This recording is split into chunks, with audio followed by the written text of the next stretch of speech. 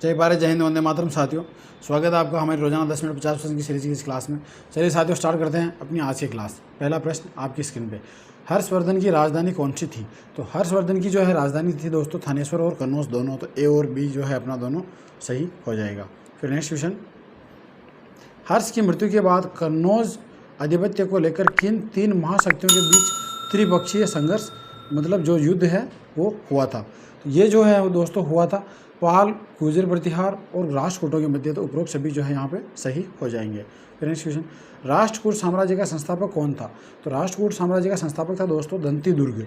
फिर next question, Ellora में प्रसिद्ध कैलाश मंदिर का निर्माण किसने करवाया था? तो एलोरा के अंदर जो है कैलाश मंदिर का निर्माण करवाया था कृष्ण प्रथम ने। फिर नेक्स्ट क्वेश्चन, कौन से राष्ट्रकूट शासक ने उत्तरी भारत के आधिपत्य हेतु त्रिकोणीय संघर्ष में सर्वप्रथम भाग लिया था? तो सबसे पहले इसमें भाग लिया था ध्रुव प्रथम ने। फिर नेक्स्ट क्वेश्चन, किस राष्ट्रकूट शासक को धारावर्ष भी कहा जाता है? तो धारावर्ष कहते हैं दोस्तों राष्ट्रकूट जो शासक हुए ध्रुव प्रथम उनको। फिर नेक्स्ट क्वेश्चन, अमोघ वर्ष के दरबार में कौन विद्वान नहीं था? तो अमोघ वर्ष के दरबार में महावीराचार्य, जिनसेन और संकटायन तो थे, लेकिन पौन जो है इसमें नहीं था।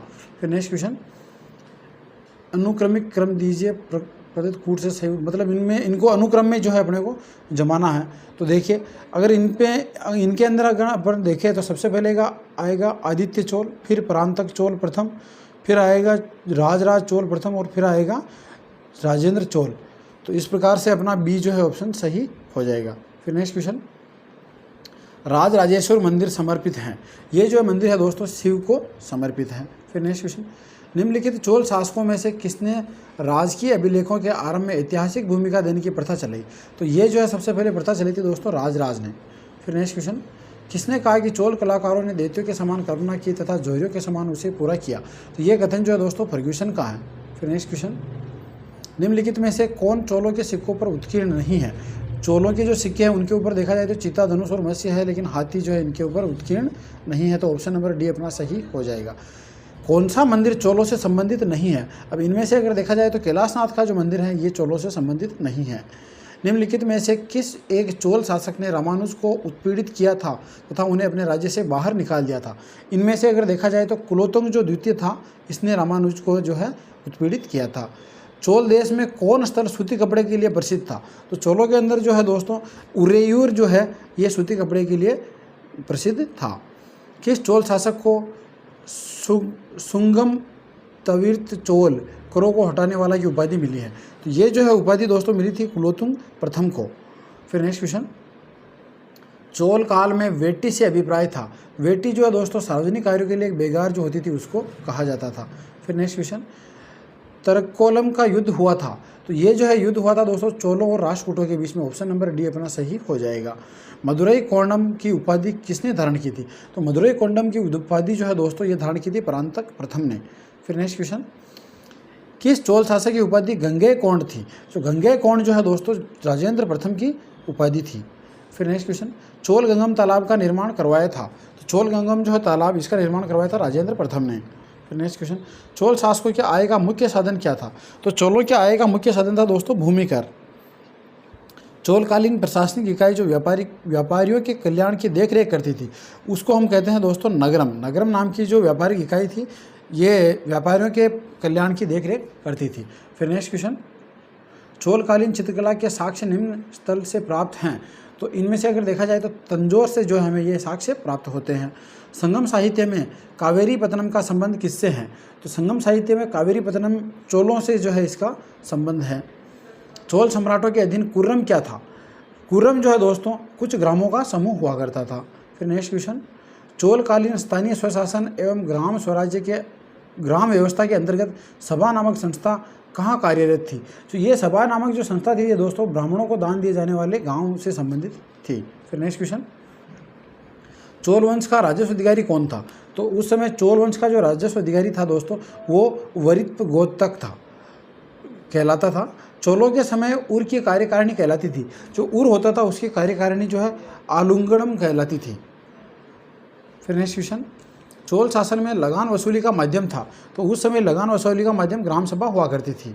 फिर नेक्स्ट क्वेश्चन, चोल काल के उत्तर मेरू सभा के निर्वाचन के संदर्भ में इनमें से कौन सा कथन सही नहीं है? अब जो गलत है वो अपने को बताना है। तो देखिए ग्राम 30 उपखंडों में बटा हुआ था, सही है। प्रत्येक उपखंड से 2 प्रतिनिधि चुने जाते थे, गलत है, क्योंकि प्रत्येक उपखंड से जो है एक ही प्रतिनिधि चुना जाता था।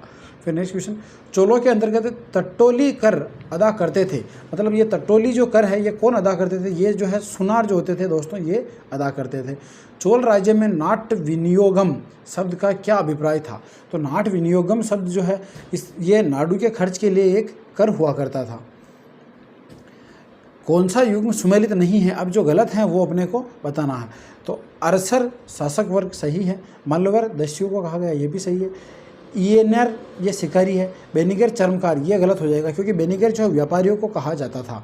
फिर नेक्स्ट क्वेश्चन, किससे चोल साम्राज्य के प्रशासनिक प्रभागों का सही अवरोही क्रम ज्ञात होता है? अब इनमें से उनका अवरोही क्रम, पहले बड़ा और फिर जो है छोटा आएगा। तो देखिए बड़ा हुआ करता था मंडलम, फिर कोट्टम और फिर नाडु। तो ऑप्शन नंबर बी जो है अपना सही हो जाएगा। चोलों के स्थानीय स्वायत्तशाली ग्राम प्रशासन की जानकारी उत्तर मेरू अभिलेख से होती है। इस अभिलेख का संबंध किस चोल शासक से है?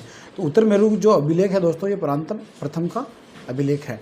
चोल प्रशासन में पाडिक्वल से तात्पर्य है, पाडिक्वल जो है दोस्तों तालाबों के ग्राम सुरक्षा से के लिए दिया जाने वाला कर हुआ करता था।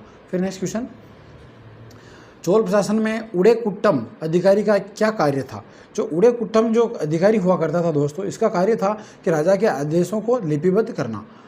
फिर नेक्स्ट क्वेश्चन, किरातार्जुनियम ग्रंथ के रचयिता भारवी किस शासक के दरबार में रहते थे? ये जो है दोस्तों विद्वान पल्लव शासक सिंह विष्णु के दरबार में रहते थे। फिर नेक्स्ट क्वेश्चन, वह पल्लव शासक जिसका उल्लेख समुद्रगुप्त की प्रयाग प्रशस्ति में मिलता है। तो प्रयाग प्रशस्ति में विष्णु गोप का जो है उल्लेख मिलता है। किस पल्लव शासक ने मत्ती विलास प्रसन्न नामक ग्रंथ की रचना की थी? तो इस ग्रंथ की रचना की थी दोस्तों महेंद्र वर्मन प्रथम ने। फिर नेक्स्ट, संस्कृत के प्रसिद्ध लेखक दंडिन किसके दरबार में थे?